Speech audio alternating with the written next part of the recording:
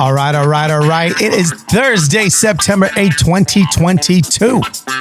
I am your host, Carlos Enrique Huetiquer Guzman Archibald Cabello. This is episode 75 of the Human Hope Podcast. And I got one question. Y'all ready for this? Come on. Hey. What is going on, Human Hope Familia? Welcome to another episode of the Human Hope Podcast with your unplugged host. That's me. That's right. That is me, Carlos Enrique Huetiquer Guzman Archibald Cabello. You know, I met a couple of you guys out in the wild, and some of you have figured out how to say my name correctly. I don't know if that's you or not. You want to practice? You want to have a little practice, John? I know I say it fast. I say Carlos Enrique Huetiquer Guzman Archibald Cabello, or Los for short. You want to say it? Let's go ahead and we haven't done this in a while.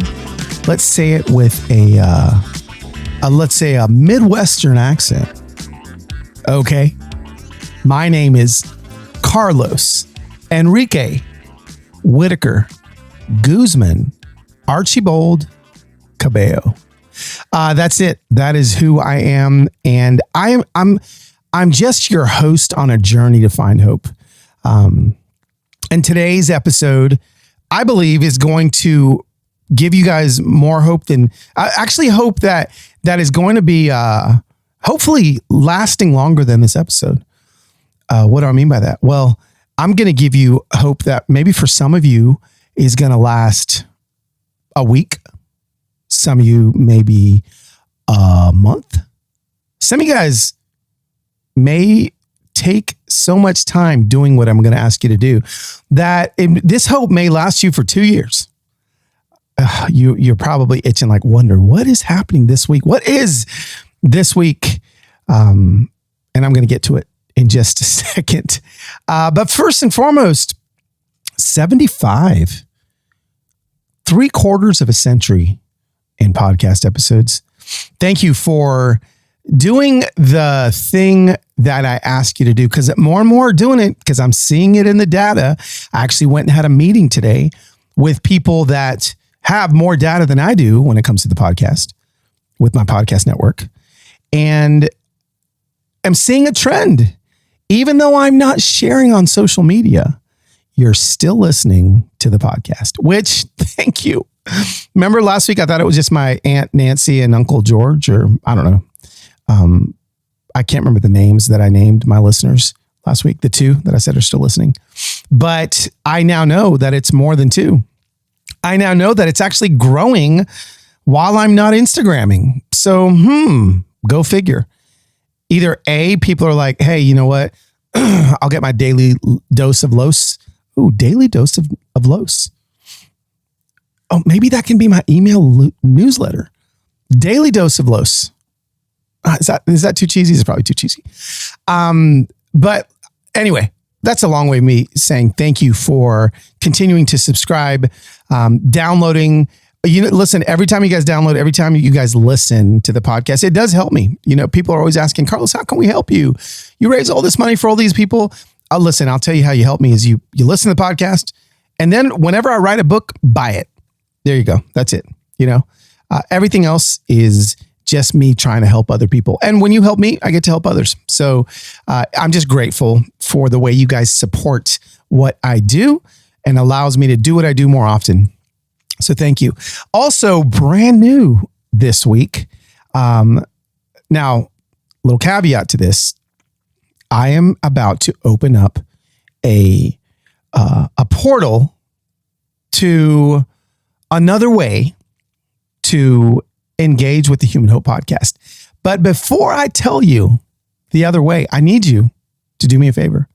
I need you to continue to listen on these streaming platforms, because what I'm about to tell you is where you can watch this thing. That's right. I'm going to start off this week giving this a shot. We are putting the Human Hope Podcast on YouTube. That's right. I'm pointing at a camera right now.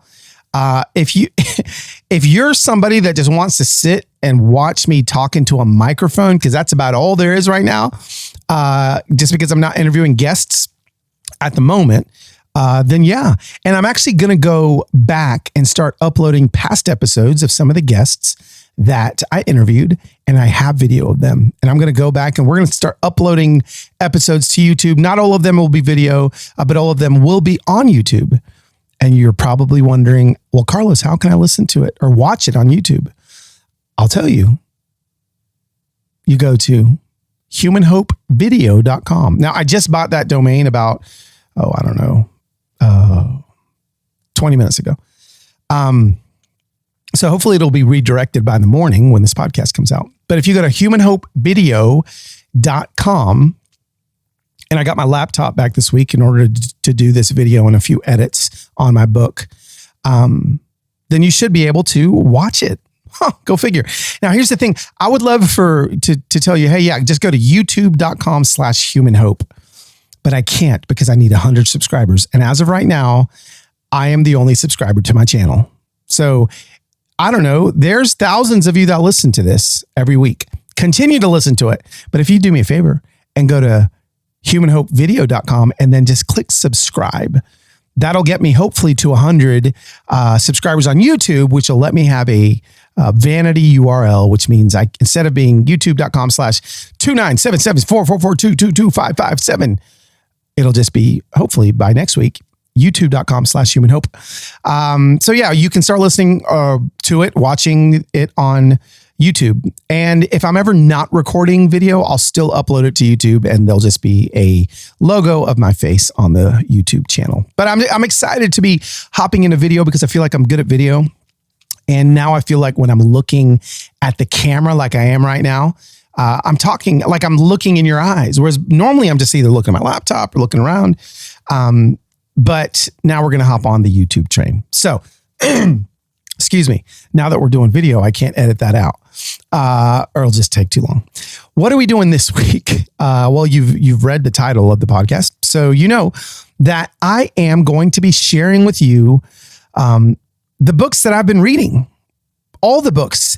And can I tell you, since I have taken this time away from my phone, I have been reading books like crazy. I'm going to hold up my list of books right now for the YouTubers so you can see them. Don't worry, you don't have to take a screen capture of it. Oh, look at all this. These are all the books that I've read in the last 6 weeks. I know I have a problem. Actually, no, I've loved it. I've loved reading. And I thought I would just share with you some of my favorite books that I've read. Now, some of these books, I literally went to a used bookstore. It's called McKay's here in Nashville, Tennessee. And right before I went on quote unquote sabbatical, I was like, let me find some novels. I even asked you guys on Instagram and on Twitter what some of your favorite novels were. And you told me, and I said, I like thriller, suspense. Some of them were a little too scary for me, but most of them I was able to handle. So I've got some thrillers. I've got some novels. I've got some like self-help-ish kind of stuff. I've got some like educational stuff. I've got some spiritual stuff. And then I've got two that rocked my world. So I'm going to share those with you. So this won't be too long of a podcast, but I just want to kind of go book by book. So let's start off. Why don't we start off with, do I want to do the novels first? Or do I want to do like the self-help, get better spiritually, emotionally books? I don't know. Listen here, and I know some of you guys aren't into this. Some of you guys aren't into novels, but maybe you have a friend that is. Send the podcast to them. Let's start with the novels, just because I got hooked on my trip to Uganda. I read a book called History of Wild Places. History of Wild Places by Shay Earnshaw. Now, I've DM'd Shay and asked her to be on the podcast. She said she would love to. We just have to figure out how to make that happen. So I won't go deep into that, but that book hooked me. And that's probably my favorite novel that I read this year. And that is what I actually sent out on Twitter and on Instagram. I was like, hey, I read this book. Has anyone read this book? Tell me another book that, it's like just on the edge of your seat where like at the end of the book, you're like, oh my gosh, how did I not see that coming? I just love books like that. So a lot of you guys told me about, and we'll just start here. It's told me about an author named Lisa Jewell. And the first book I read by Lisa Jewell is called Then She Was Gone. Then She Was Gone. And this one, okay, this one's a little scary, a little scarier than A History of Wild Places. And I'm just going to read you the back cover, okay? No one ever just disappears. Ellie Mack was the perfect daughter, and then she was gone. 10 years after Ellie's disappearance, her mother, Laurel Mack, is trying to put her life back together when she meets an unexpectedly charming man in a cafe. Before she knows it, she's meeting Floyd's daughters. His youngest, Poppy, takes Laurel's breath away because the eerily, I don't even know how to say this word, precocious, I think. Listen, I'm only an author. I've got an editor, okay? I can't speak all the English good. Back to the word. Precocious, Poppy is the spitting image of Ellie. And now, unanswered questions she's tried so hard to put to rest begin haunting Laurel anew. Where did Ellie go? Did she run away from home, as the police have long suspected, or did something more sinister happen? A haunting page-turner of sheer perfection. Oh, that's good, because that's what it was. Then She Was Gone is a gripping and emotionally resonant, why can't I read today? Resonant tale of one mother's quest to uncover the clues she's failed to recognize and finally discover the truth of what happened to her daughter. Now, I'll go and tell you, it's a little scary. It's a trigger warning. You know, if you had some scary things happen with your family and things, it's probably not going to be the book for you. But I loved it. I was gripped by it, and you know, zero spoiler alerts at all. No spoiler alerts. It was amazing, and I was grateful that you guys recommended this one because I went ahead and ordered the next one. So the first novel that I read this summer was Then She Was Gone. And it's a #1 New York Times bestseller. And then you get into listen, I am not a #1 New York Times bestseller, nor do I pretend to be. But it's a great thing to put on your books when you become one, because then if the other ones don't become one, you can still put on the cover, like this one, #1 New York Times bestselling author of Then She Was Gone. Now, I think that this book was just as good. And you're going to start seeing a theme here. This one's called The Night She Disappeared, a novel. Insane suspense, Lee Child. A lot of you guys told me to get Lee Child books, but I only read 2 books from Lisa Jewell, and these were the 2. Let me read this one. This one and you're seeing a theme here. It's a beautiful summer night in a charming English suburb. Oh, now, first of all, let me also tell you, Lisa Jewell is British. And so I love reading a book by an author that I know is British. So like suddenly everyone has a British accent. Do you guys ever do that when you read? I do. And so I am, I'm into knowing that the author is British so that I can speak in my head, right? The search of the woods begins in Upley Fold that lunchtime. It's what Kim wanted, but also it's terrifying. Now, is that good? Scale of 1 to 1. Was that okay? Okay. So back to it. Just so you know, Lisa Jewell's British, so please read her novels with a British accent. It's a beautiful summer night in charming English suburb when 19-year-olds, 2 of them, Tallulah and Zach disappear after partying at the massive country estate of a new college friend. 1 year after the case runs cold, a writer moves into a cottage on the edge of the woods that border the same estate where the couple disappeared. I like to think of me as the writer because I'm a writer. Known locally as the Dark Place, the dense forest is her favorite area for long walks. And it's on one such stroll that she stumbles upon a mysterious note that simply reads, "Dig here." Could this be a clue to the young couple's disappearance? And what exactly is buried in this haunted ground? With his signature rich, dark, and intricately twisted prose, Lisa Jewell has crafted another dazzling work of suspense that will keep you on the edge of your seat until the final page. Did I just switch to horrible British accent in the middle of that. I did. I apologize to all my British listeners. Hey, I have an idea. Are there any British listeners that want to do like an intro or read my ads, my partner spots on the podcast with a British accent? That'd be cool. So this one, you would think, well, Carlos, I'm just going to pick one disappearance book, not two. No, they're both good. So Then She Was Gone and The Night She Disappeared. I mean, really, you could switch the titles. The stories are completely different. The aha moments are completely different. And yeah, those are two of the novels. Now, then I read a novel. This one I literally just picked up at McKay's. It's called The Clarity, a novel. And it's centered on a young girl of amazing talent and heart. No, it's more than that. Let me go and read. Are you guys into this? I mean, I don't know. I kind of am. So let's see if you guys want to read this one. Again, The Clarity. And I was hooked at this one. I was hooked. Are the night doctors coming for you? Are you guys getting a gist as to like the kind of books that I like to read? I like to be scared at night. And there were a couple nights this month that I was alone, and I had to put the books down and read something like the Bible. Okay. Okay. This one's called The Clarity. Are the night doctors coming for you? Dr. Matilda Deacon is a psychologist researching how memories are made and stored when she meets a strange girl named Ashanique. Ashanique claims to harbor the memories of the last soldier killed in World War I. I mean, that's cool. It was cool. And Matilda is at first intrigued but skeptical. Like who wouldn't be? I was.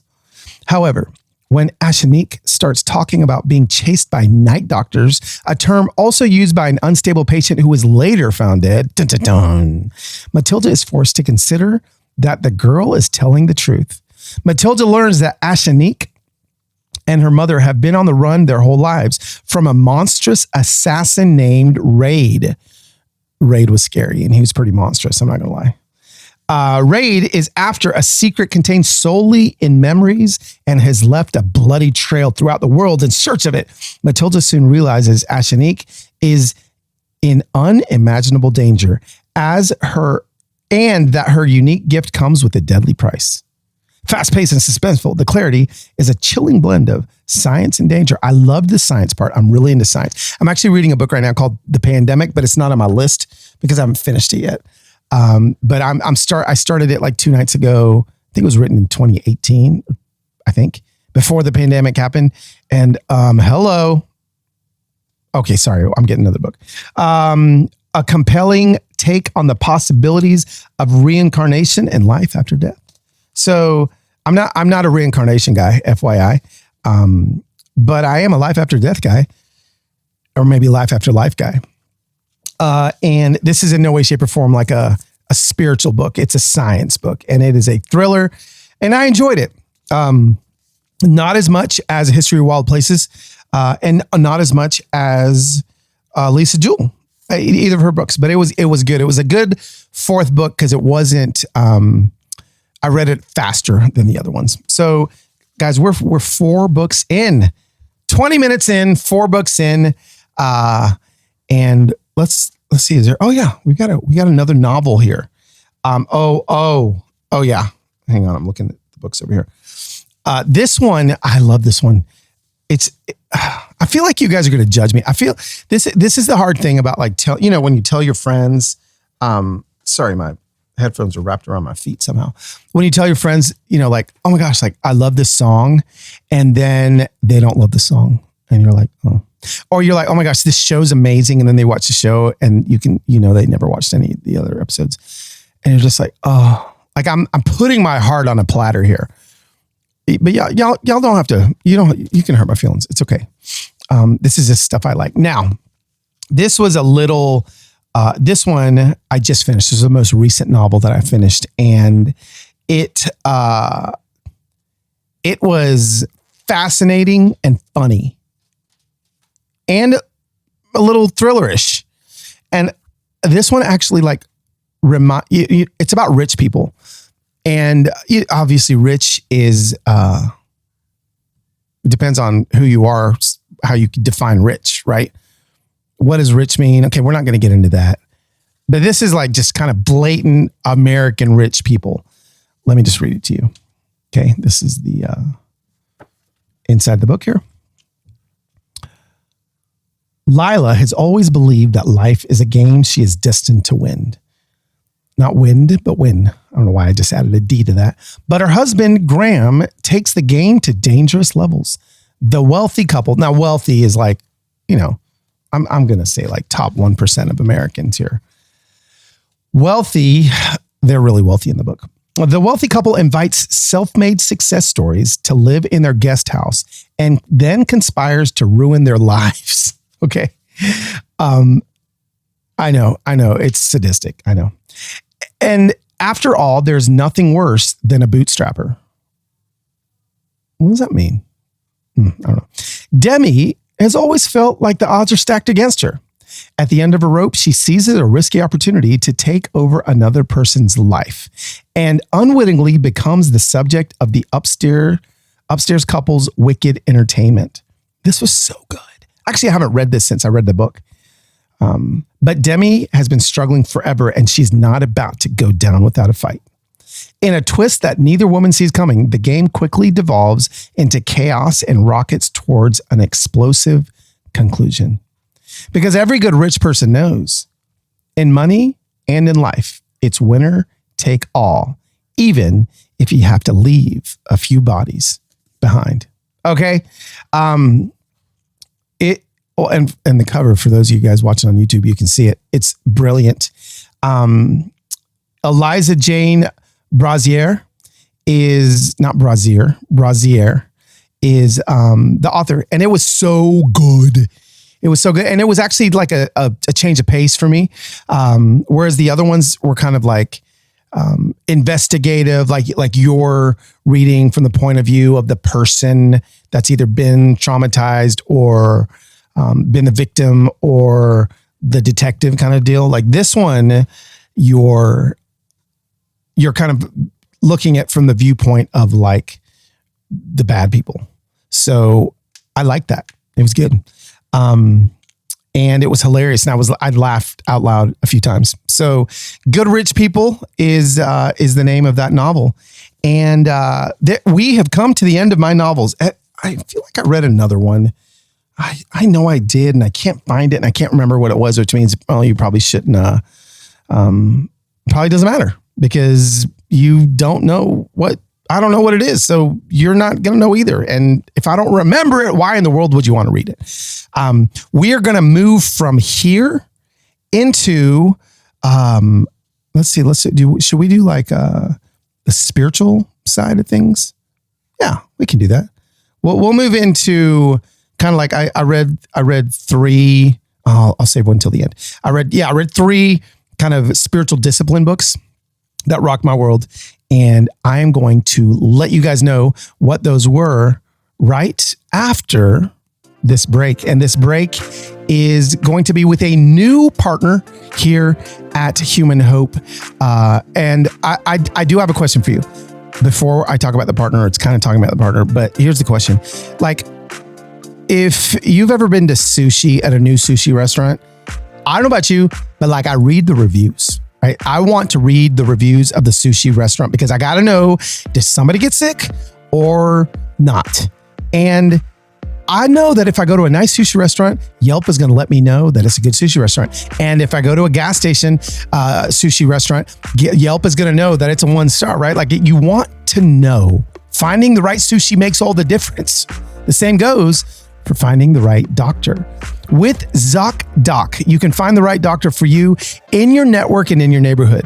One that makes you feel like you're in good hands, you're supported, and you're heard, even if you're telling them about your favorite sushi place. So what is ZocDoc? ZocDoc is a free app that shows you doctors who are patient-reviewed, take your insurance, and are available when you need them. Now, let me tell you what I did.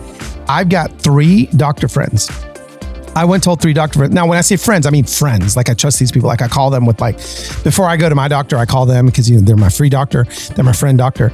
And I called them and all 3 of them are on ZocDoc. So I know that if the 3 of my doctor friends are on ZocDoc, then I can trust ZocDoc. And I can trust the people that are on ZocDoc. You can find every specialist under the sun, whether you're trying to straighten those teeth, fix an achy back, or get that mole checked out, or anything else, ZocDoc has you covered.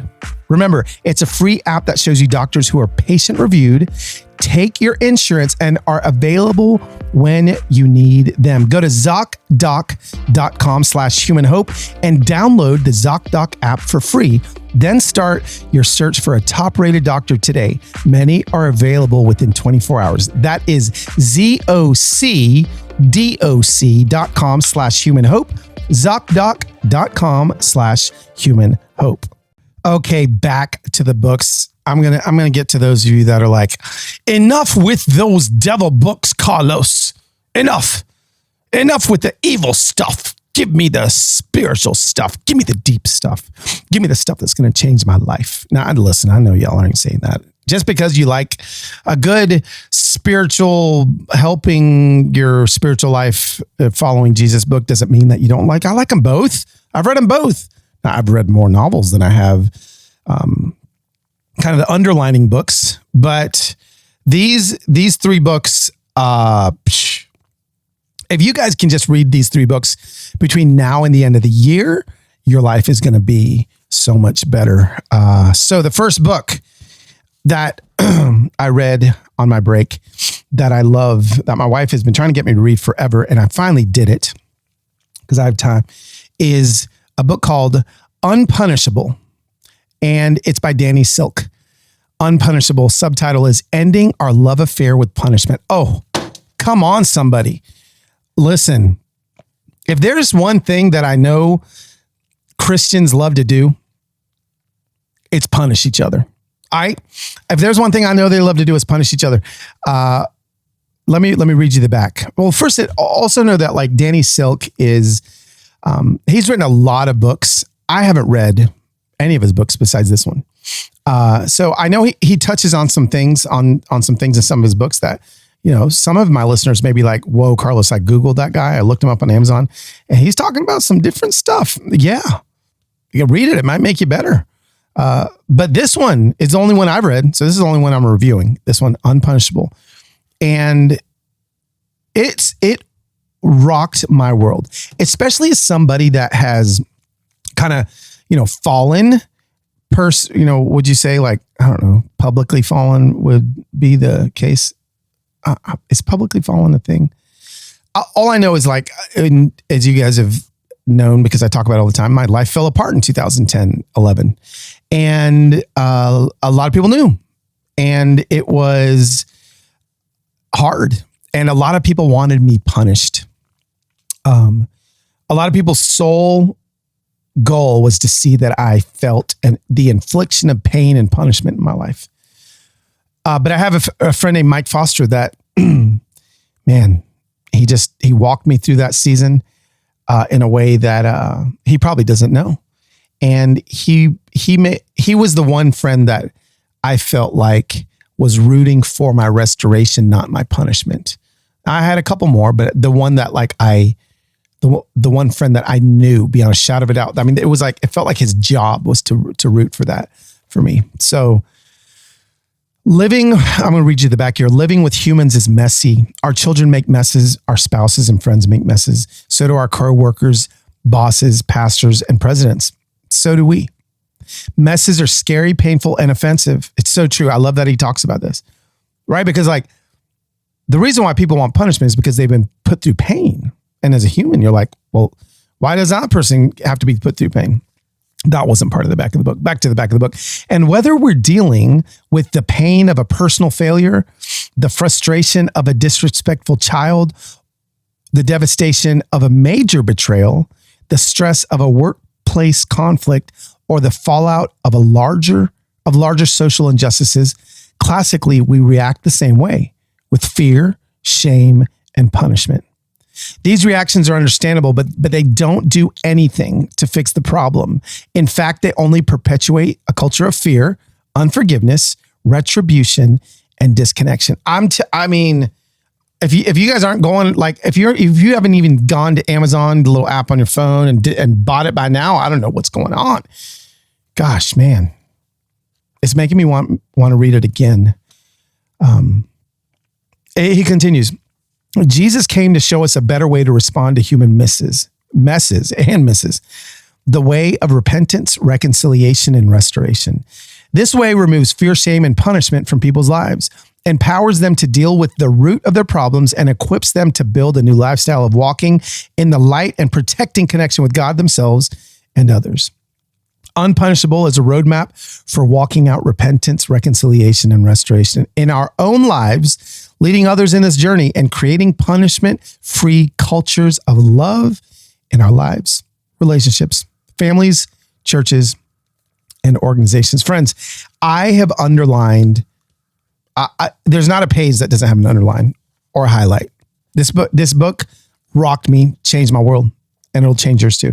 Unpunishable by Danny Silk. There's the first one. How y'all like that? Okay, you're welcome. I told you I was going to be here for you guys. The next one, and I've already talked about this on the podcast because I talked to the author, and I'm going to upload it to my YouTube channel, John Eldredge.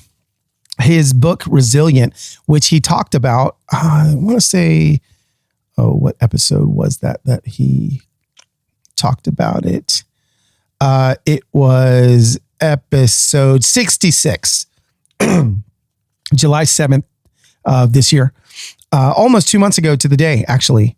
John was on here, and it's entitled "A Guide for Restoring Your Soul After a Soul-Crushing 2 Years." Resilient, restoring your weary soul in these turbulent times. I didn't read his entire book. I read like parts of it before I interviewed him, but now I read the entire thing, and oh my gosh, honestly, it was one of those books that I was like, I should have written that because it makes that much sense. It's so good. So yeah, one of my favorite, I'm trying to find it here. One of my favorite things that he talks about is just, listen to this. It's so good. Let's see if I can find this. Our created nature is designed to live in two worlds, drawing our strength from two worlds.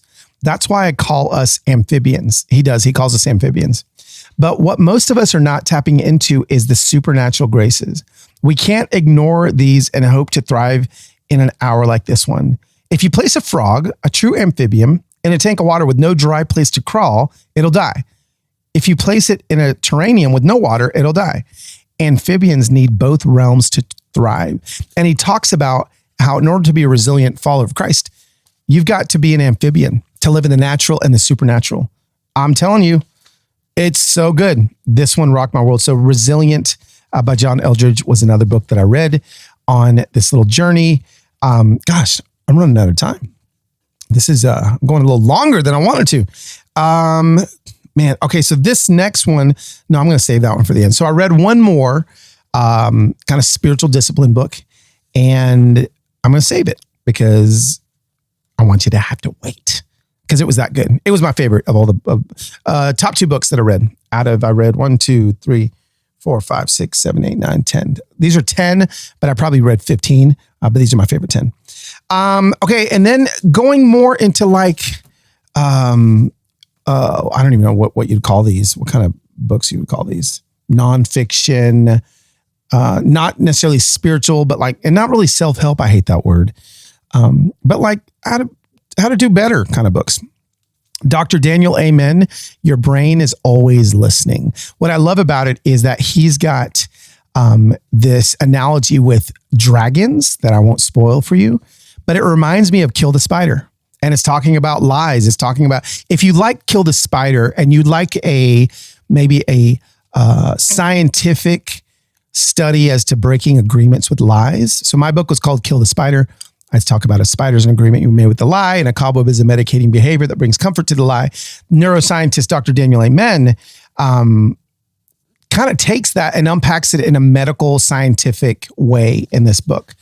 It was so good. Just talking about bad habits and toxins and anxiety and fear and procrastination and all the things that you're trying to get through. This book, Your Brain is Always Listening, Tame the Hidden Dragons That Control Your Happiness, Habits, and Hangups. It was so good. I didn't read it twice, but maybe I did read it twice because I had to go back and read every page again. It was one of those books, right? I'm like, oh my gosh. And then I read it again and I got something else out of it. So Your Brain is Always Listening is another one that I loved and enjoyed. And then last but not least in that kind of space is a book by Norina Hertz called The Lonely Century. And this one really had a lot to do with what I have done the last 6 weeks now. 6 weeks. Man, am I ever going to get my phone back? I don't know. Really? Really? Is this the book I'm talking about? Yeah. Ready? The Lonely Century. How to Restore Human Connection in a World That's Pulling Apart. I mean, let's go ahead and read the cover, the jacket, because this one, a lot of you guys are going to run out and get right now. I actually heard Norina Hertz on a podcast. It was like an NPR podcast, and then somebody else that I admire told me about the book, and I said I got to get it, and I devoured it. The data in this book really actually is going to help me. I've already written my next book. It's like already edited and getting printed pretty soon. But the data in this book, I wish I had for my next book. But since I don't have it, I'll be able to use in my talk when I travel to wherever you guys at, when you book me to come and speak at your next event on the next book that you will find out about in a few weeks. Oh my gosh, I can't believe it's coming. I actually have a copy of it right here in front of me. It's so tempting just to lift it up to the camera and let you see it, or just read you the title if you're not watching this. Here we go. The Lonely Century. Even before a global pandemic introduced us to terms like social distancing. Okay. Loneliness was well on its way to becoming the defining condition of the 21st century. Carl, the Los Angeles media executive, so lonely he pays to be cuddled. That's a thing I learned about in this book. No judgment here. Okay, if you pay to be cuddled, no judgment. Just let's read this book together. Eric, the Parisian baker, finding community in the political far right or far left, right? It could be either or. Peter, the London schoolboy, distraught because no one likes his Instagram posts.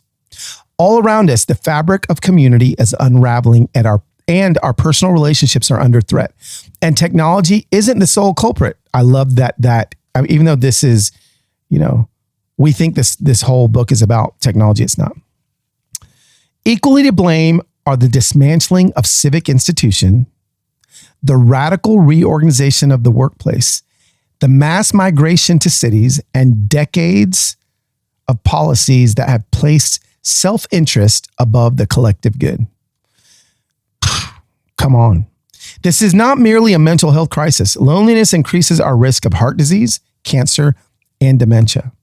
Statistically, it's as bad for our health as smoking 15 cigarettes a day. Crazy. I mean, that's crazy. It's also an economic crisis costing us billions annually. And it's a political crisis.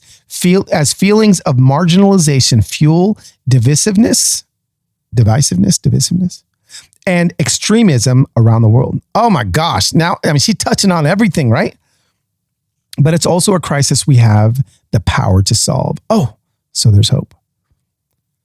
Hopefully you guys can hear when I'm adding in my little amens and hallelujahs to these book pamphlets that I'm reading. Not pamphlets, inserts that I'm reading. Combining a decade of research with firsthand reporting, Norina Hertz takes us from a how to read a face class at an Ivy League university to isolated remote workers in London during lockdown. From renting a friend, yes, that's also a thing, in Manhattan, to nursing home residents knitting bonnets for their robot caregivers in Japan. I'm telling you guys, this is for real. Proposing bold solutions ranging from compassionate AI to innovative models for urban living, to new ways of reinvigorating our neighborhoods and reconciling our differences, the Lonely Century offers a hopeful and empowering vision for how to heal our fractured communities and restore connection in our lives. This book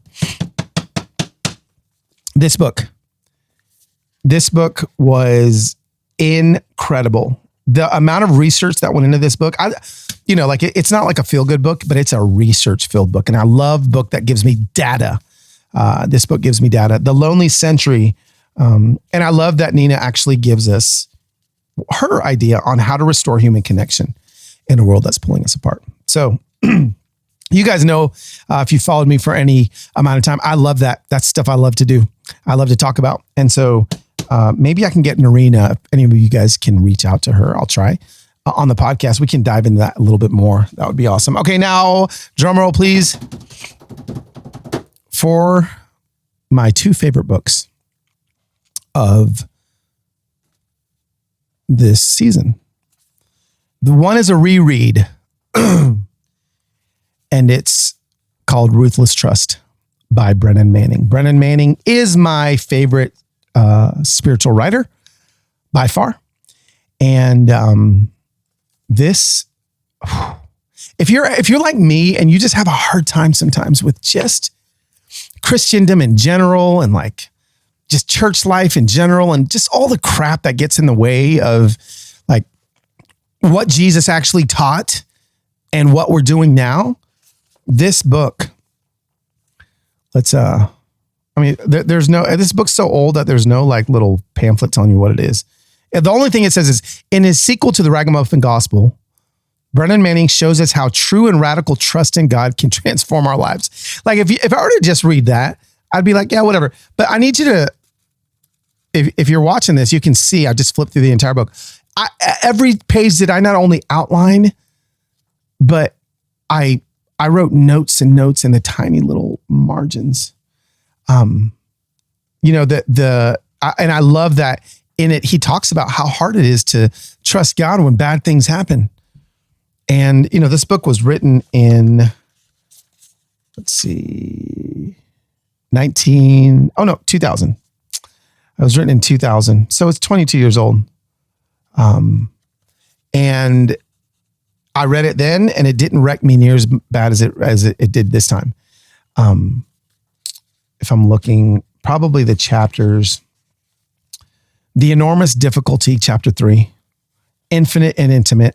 He talks about how we either choose one or the other when it comes to God, like the intimate God, which a lot of Christians are like, God's your best friend. He's your buddy. You can cuddle him. And it's like, do we not know how infinite he is? Like for me, whenever I have a hard time with kind of believing in the whole Jesus thing, God thing, anytime we just got back from Yellowstone as a family, and I sleep on outside, either in a hammock or on the ground outside or on the picnic table, whatever, while the family sleeps in the tent. This is kind of what I've always done. I just love to sleep under the stars. And when I have a hard time believing in the preposterous story of the gospel, which is preposterous, right? I just look up at the stars and I'm like, what? How is this an accident, right? Now, I know some people may look at the stars and think, how is God real? But it does the opposite for me. I see the stars in the galaxy and I think, holy crap. Like that is amazing. Like there's no beginning to it. There's no beginning. Nobody can find the beginning of the universe, right? There's no beginning to it. Is there a beginning of the universe?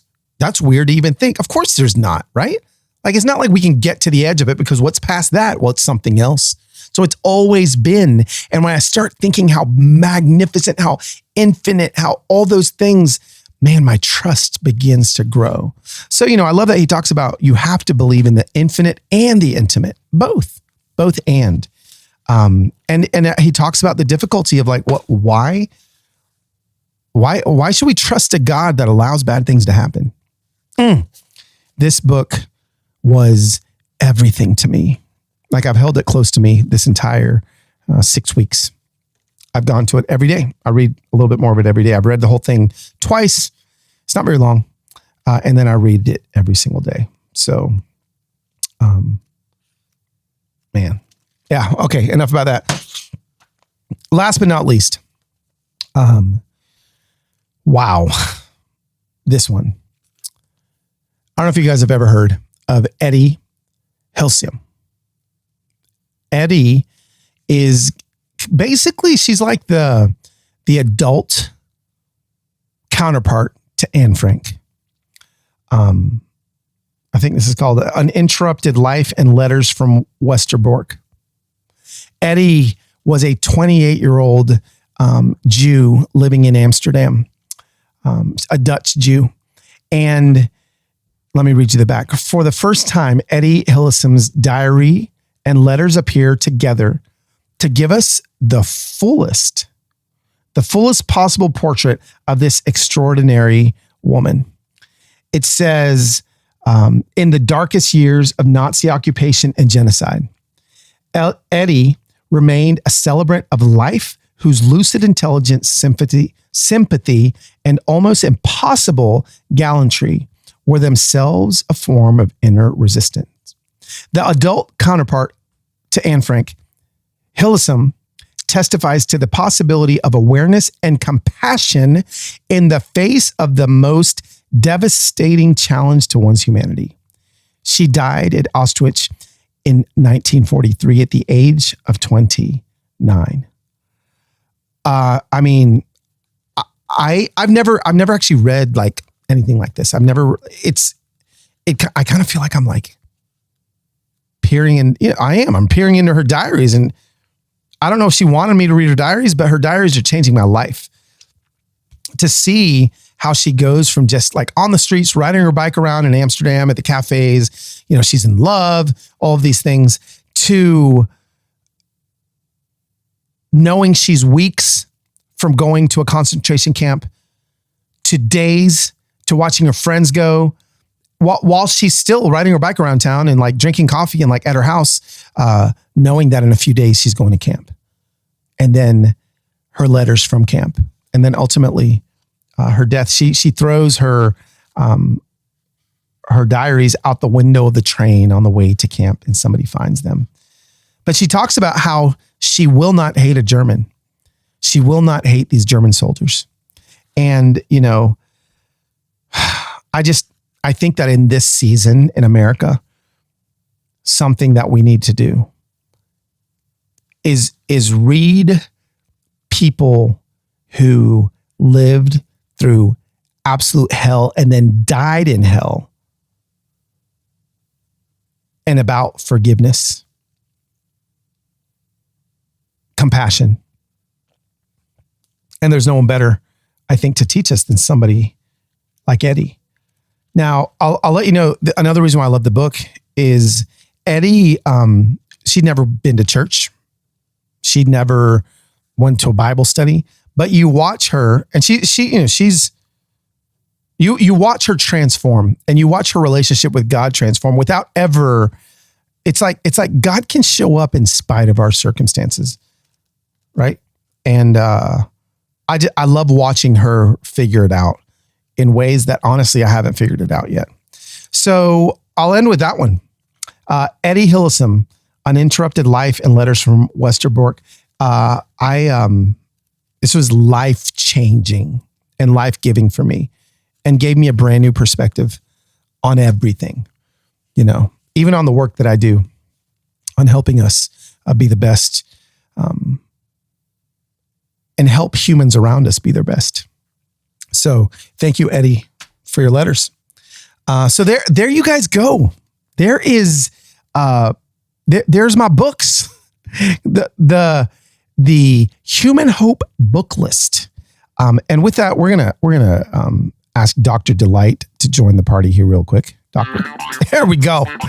All right, friends and familia. Hopefully that was good for you. That was different. We've never done that before. But now we have. And maybe I'll start doing more shows like that. Next week, we actually have an actual human being on the show, a guest that I will be interviewing. You guys aren't going to want to miss that as well. I'm still not on the socials, so this is the only place to find me here on the Human Hope Podcast. Oh, but wait. Or you can find me on YouTube. If you guys just head to humanhopevideo.com. Please make sure that you subscribe here where you're listening to this. And also, when you go to YouTube, hit subscribe so that I can begin to grow the YouTube side of things, because a lot of people are on YouTube, and I want to get people as much hope as they can. All right, fam. Love you so much. Thank you for subscribing, rating, telling your friends all about it. And do me a favor. If you've got a book that maybe you think I should read after listening to the podcast, please email me at podcast@carloswhitaker.com. That is podcast@carloswhitaker.com. And I will see you next week on another episode of Human Hope. Hey.